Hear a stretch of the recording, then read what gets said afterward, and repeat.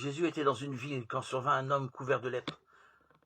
Voyant Jésus, il tomba face contre terre et le supplia. « Seigneur, si tu le veux, tu peux me purifier. » Jésus étendit la main et le touchait en disant « Je le veux, sois purifié. » À l'instant même, la lèpre le quitta.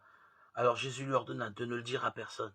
« Va plutôt te montrer au prêtre et donne pour ta purification ce que Moïse a prescrit. » Ce sera pour tous un témoignage. De plus en plus, on parlait de Jésus. De grandes foules accouraient pour l'entendre et se faire guérir de leur maladie. Mais lui se retirait dans les endroits déserts et il priait. Évangile selon saint Luc, chapitre 5, 12, 16.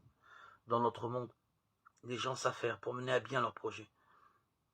Même ceux qui travaillent pour le bien commun s'efforcent de réussir. L'efficacité est à l'ordre du jour.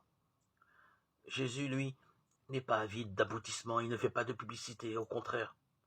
Il semble fuir les occasions de se montrer, cherchant plutôt les occasions de trouver son Père bien-aimé, loin des bruits du monde.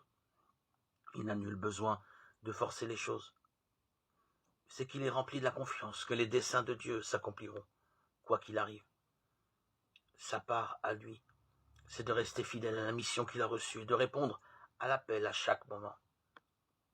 Cet appel vient le plus souvent par les besoins des autres, par une rencontre apparemment fortuite. En étant lui-même tout tourné vers le bien de Dieu, il permet à l'Esprit divin de faire irruption dans le monde et d'accomplir ce bien.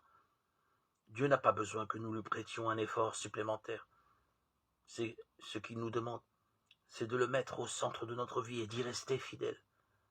Le reste suivra.